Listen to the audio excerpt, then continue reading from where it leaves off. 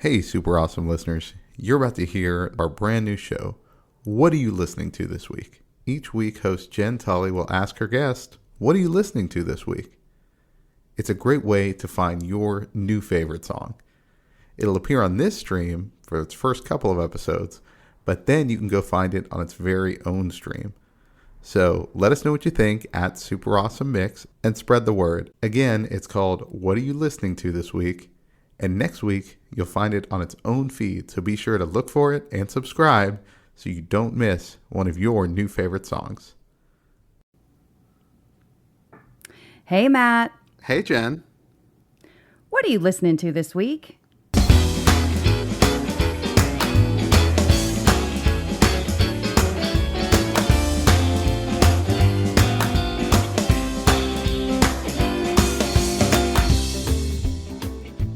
Welcome to What Are You Listening to This Week, the weekly podcast where we talk about our favorite songs.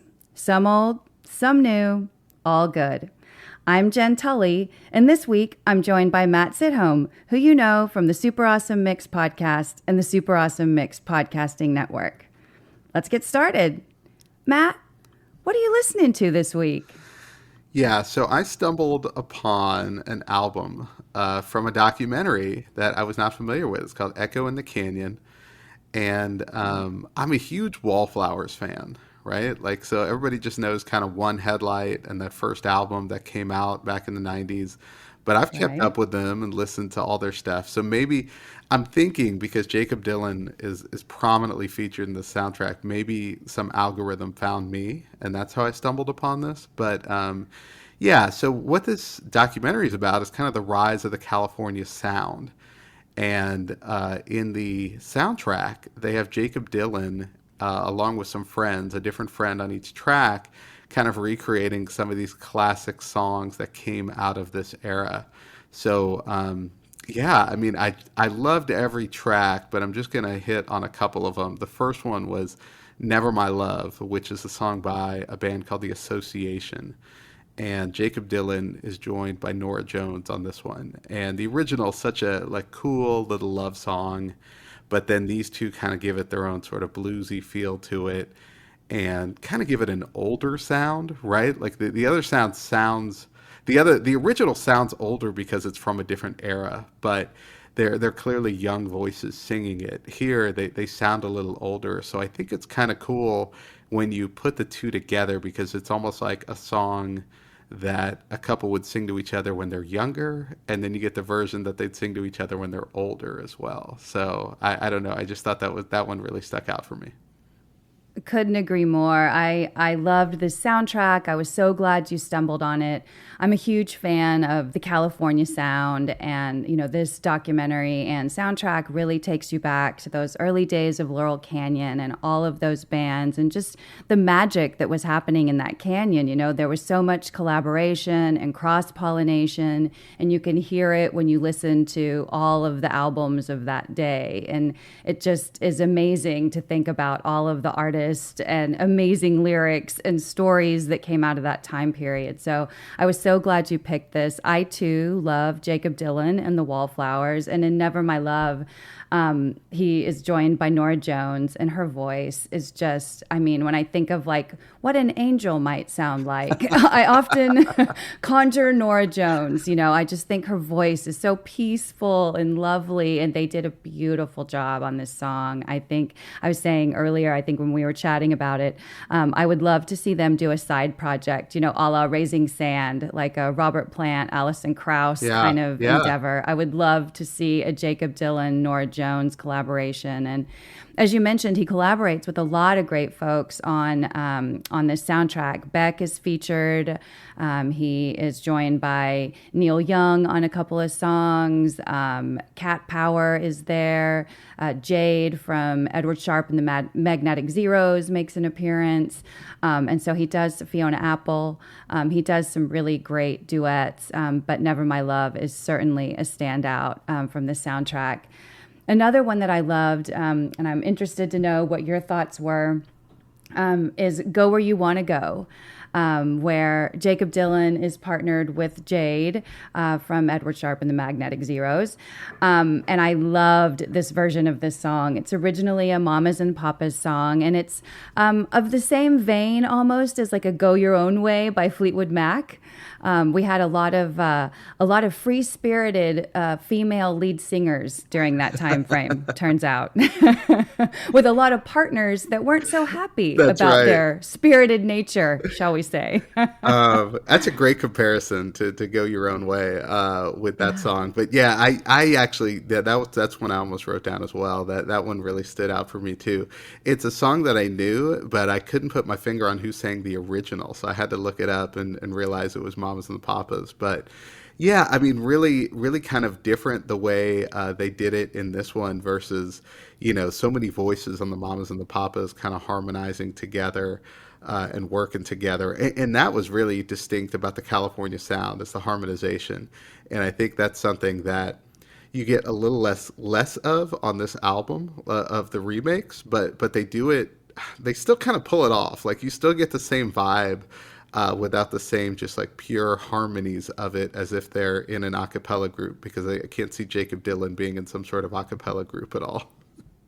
No, no, he doesn't strike me as a acapella.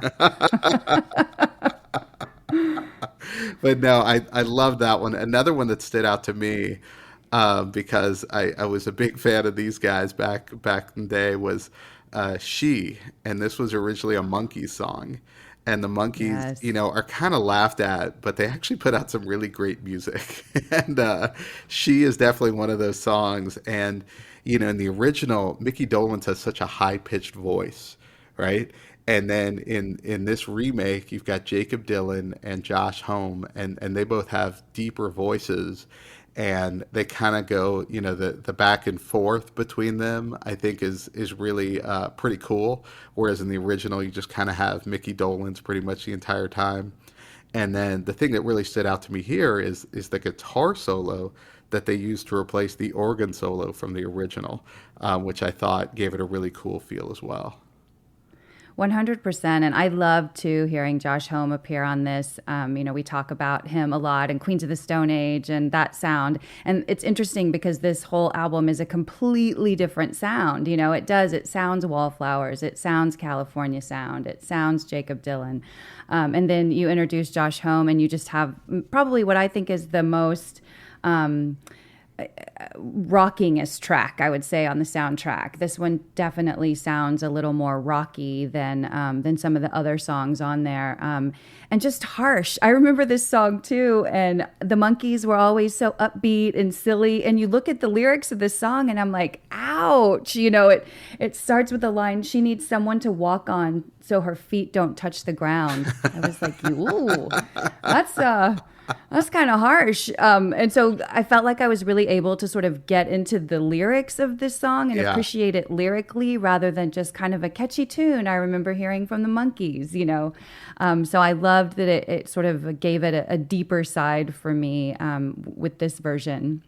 Yeah, it kind of works And a I, little bit better with the lyrics, the why am I standing here wishing she was here, right? And it's just like in yes. this version, because it's a little rougher, you kind of get a little bit more of the, yeah, why is he just standing there? Where, the Monkeys version almost has a little bit more lament in it. Like there's a little bit more of the, like emotion there. He feels more attached to this woman where I think Dylan at home are a little bit more detached. Agreed. Yeah. Yeah. And I think another standout track that we just can't sort of end the podcast without mentioning was Expecting to Fly. I've loved the original version of this song.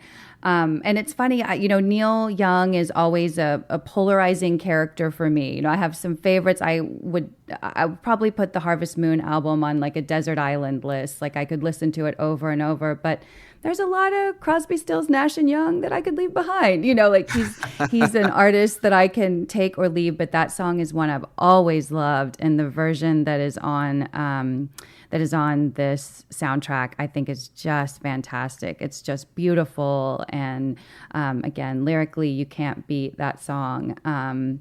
So I think Expecting to Fly is not only a great song that encapsulates that California sound, but this remake really sort of breathed new life into it for me. And I was so happy to get to experience a new version of it. Yeah, no, I like Neil Young. It's not something that I'll just kind of play like, oh man, I want to listen to some music. Let me throw on some Neil Young. But every time I hear it, it's like I just have such a great appreciation for what he does, both as a writer, and then over time I've grown to appreciate his voice more. I think because he doesn't have just this kind of classic sort of, oh, what a beautiful singing voice. Like you talked about, Nora Jones, just kind of, this is what an angel sounds like. Like that's not Neil Young, right? But he's got he does have a great voice though, and it's a distinct voice. And so I love that he, was a part of this album and could kind of lend that unique vocals to, kind of a different version of some of these classic songs. Yeah, and Regina Spektor guesting with him on this one too was also phenomenal. It was really hard for me to decide with the females he was duetting with. Do I love Cat Power more? Do I love Regina Spektor more? Do I love Nora Fiona Jones Apple. more? The Fiona Apple track was great. Yeah, yeah. Yeah. I thought that he just did a great job. And I'm not sure if he picked people that he thought would really nail the sound or if he picked people that he knew were also fans of the California sound. It'd be interesting to understand sort of how he picked the people to collaborate with on this, because they all just slipped in so beautifully, and I thought had such an amazing take on the songs where they weren't trying to reinvent them. And I think Jacob Dylan even says something to this effect at the end of the documentary. Like, we weren't trying to do this big rework of these amazing songs. We just wanted to sort of show our appreciation for them so that they could get passed on to the next generation of musicians and hopefully continue on. And so I really liked that sentiment as well, and thought, like, yep, that puts a perfect bow on the soundtrack. I think that's a great way to sum it up. Totally agree. Yeah, and I'm looking forward to seeing the documentary. Yes, it's worth your time. And there are some songs that are in the documentary that didn't feature on the soundtrack. So he does a version of Never My Love with Cat Power that's live. Oh, nice. So I was like, that's interesting too, to see like, ooh, which one's better, Cat Power or Nora Jones? Yeah. The answer is you can't decide. It's impossible. And then they do a version of Monday Monday. That's really cool. Good as well. Okay. Yeah, so that's cool. And then I think that the last track I'll call out is their version of You Showed Me. I think that I'll give an honorable mention to, because I think that's going to be a dark horse. I think that's one of those songs that the more you listen to it, the more you're going to be like, you know what? This is the best song on the soundtrack. I thought it was Expecting to Fly. I thought it was Never My Love. I thought it was She, but nope, it's You Showed Me, an original song by the Turtles that, again, in the movie he does with Cat Power, that turns into this like bluesy lullaby. And I just think the more I listen, the more I'm going to fall in love with it. That's great. Well, I'm already a couple times through the soundtrack, so I'll have to report back and let you know how my likes evolve the more times I listen to it. But yeah, it's a good one, so everyone should check it out. It is, definitely. Give it a listen. Watch the rock doc. It's a good one, especially if you're into the California sound. And thank you so much, Matt, for sharing what you're listening to this week. And to our listeners, join us again next week to find your new favorite song.